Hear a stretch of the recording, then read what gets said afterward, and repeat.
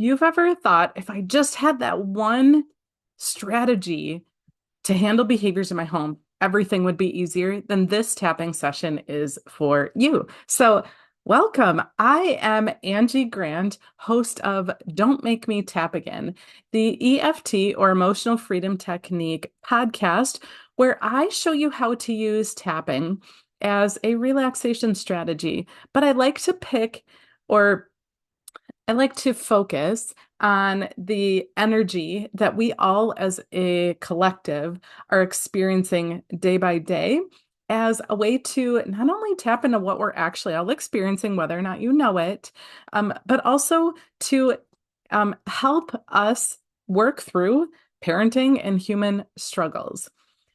So, what do I mean by the energy that we're in? Well, in addition to being an EFT practitioner, I'm also a human design specialist. Human design is a beautiful way to look at our unique energy that guides the way that we show up, the way that we make decisions, the way that we connect with others. When we understand our human design, it takes us back to who we really are at the core, as opposed to like who we've been taught we're supposed to be in our mind. So today's energy through the lens of human design is gate 62. And gate 62 through the lens of quantum human design, which is an expansion on human design, calls this gate the gate of preparation. When I first read that, I was like, how do I apply that to parenting? But as I've been listening to people talk about gate 62, also through the lens of the Chinese I Ching, which is a part of what makes human design, I started to really wrap my head around what it means. This energy that we're all in right now. So today is July 14th. We actually moved into this energy starting yesterday. We'll be in it for another 4 or so days. But this energy, when we're stuck in the shadow, is actually called the shadow of intellect. And what does that mean? Does it mean that being smart is bad?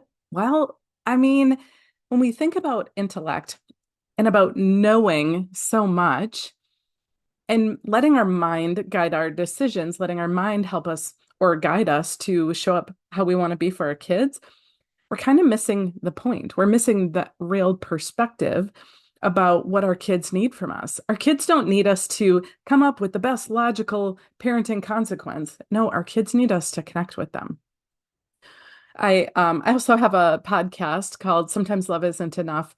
And oftentimes in that podcast, I focus on parenting struggles.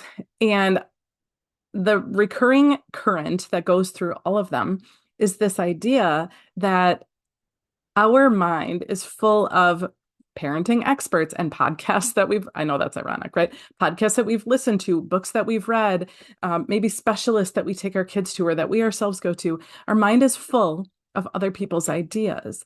But in parenting, oftentimes, the solution is about tapping in to our own intuition, our own knowing about what our kids need. Society has taught us to actually move away from that and not trust that. And we're moving collectively over the next couple of years, or we've been moving into this energy that's teaching us that we actually need to get back in touch with ourselves. So that's a lot of rambling about what we're going to tap on today. But here's the thing. Today's energy that we're in, this gate 62, it's about not getting so hung up on the details, not getting so hung up on what do I do next? And really about reconnecting with our intuition, reconnecting with our heart as it comes to parenting. So I'm going to show you how to use the emotional freedom technique, a very simple, basic recipe to perhaps reduce some stress that you're feeling around parenting. Before we go through this sequence, a couple of things I like to say. Sometimes I forget. But the first one being that follow along with this tapping sequence as it feels appropriate to you. This is a relaxation technique. It's obviously not a replacement for any medical or mental health support, but it can be a great add-on to what you're already doing to support your own mental health. Parenting is stressful, or it can be when we don't have great tools to navigate and when we lose sight of what our kids really need. So that's the first thing. This is a relaxation technique. So follow along. It doesn't work if you just watch this video.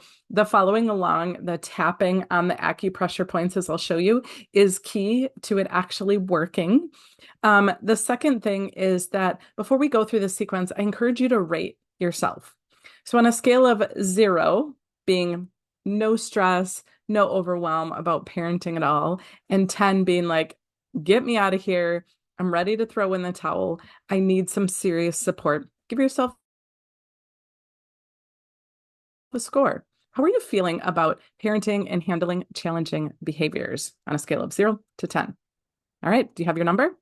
So when you're ready, all you have to do is copy my tapping and my words as they feel appropriate to you. Of course, you can change up the words, but one thing I like to say about tapping, I think most people who are sharing tapping, so tapping works best when we start with the negative because the negative is oftentimes what we're thinking. It's our reality that's actually going through our head. And there are a lot of practices out there about affirmations and positive thinking, and I don't disagree with those at all. But when your mind, when your body isn't in a place of believing them yet, it's like we're trying so hard to convince ourselves about the affirmation. EFT has this way of sending relaxation signals to our brain as we're saying the negative, so that when we say the negative, when we hear the negative, we don't have this body-based reaction so much anymore. And instead, we can say what we're really struggling with and feel peaceful. So tap along, copy my words. Also, we use a statement of acceptance, which is pulled from other psychology realms. There's some real key value in using a statement of acceptance when we start with EFT tapping. So here we go. So we're going to start by tapping on, this is called the karate chop point. So it's on the side of your hand. And take a nice gentle breath. Even though I feel like I can't figure out how to help my kiddos' behaviors, I deeply and completely accept myself. Even though parenting is so stressful, I now know that I can breathe and relax now. Even though I feel like I've tried everything to tackle behaviors with my kiddo and nothing seems to work, I accept how I feel about that right now. All right, stop tapping. We're going to tap on the top of our head.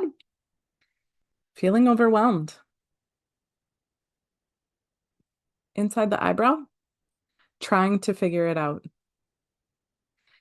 As you're tapping on these tapping points, some people like to tap on both sides, some people just on one. For the sake of the video, I tend to try to tap on just one side, but sometimes I default to what feels best for my body, of course. So do what feels right to you. It doesn't make a difference if you tap on the right or the left, or both sides. However, go with what feels right to you, that sometimes people will feel an increased sensitivity on one side or the other. So do what feels best to you. Feeling overwhelmed with parenting. Feel like I've tried everything. Trying so hard to figure it out.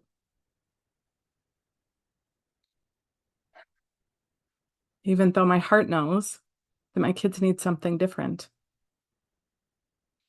And this one's on the collarbone. So directly, you can feel your collarbone. It's about an inch under the collarbone. I always feel like I look like I'm crooked when I do this. Parenting is stressful.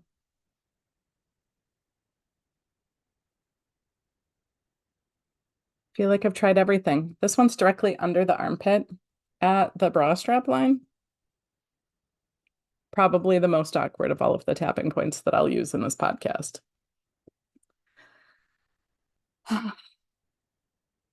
Feeling tension in my body.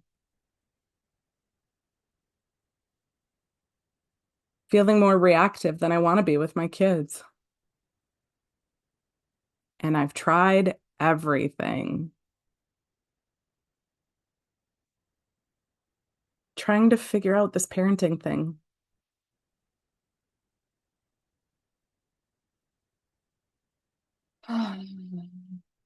Even though my heart tells me I need to do it different.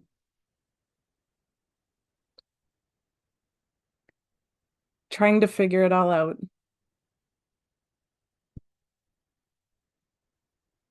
Parenting is stressful, feeling overwhelmed. All right, and we're going to go through the sequence one more time, but this time we're going to use some statements of affirmation, some statements of acceptance to help us move in the right direction. So, feeling more confident and trusting myself, feeling more relaxed in my body,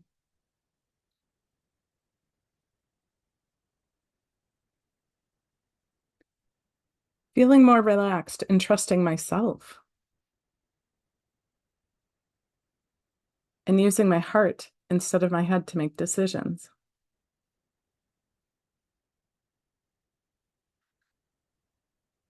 I have plenty of information. I don't need to know more. I just need to trust myself. I can show up for my kids in a way that feels good for me,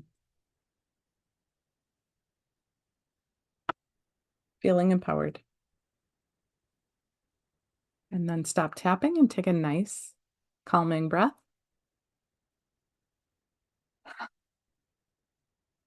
So, now's a great time to check in with yourself again.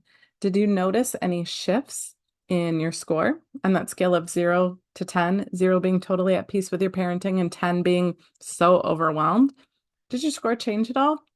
Did you notice any changes in sensations in your body?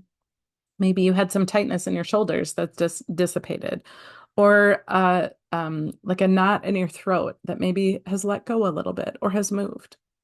I can't possibly know that for you. I just know that time and time again, as I share this tool with clients, with people that I meet, that I continue to see how powerful it can be in helping to dissipate sensations in our body that don't feel good, and how it can really create more relaxation in our bodies to help us show up the way that we need to for ourselves and for our families.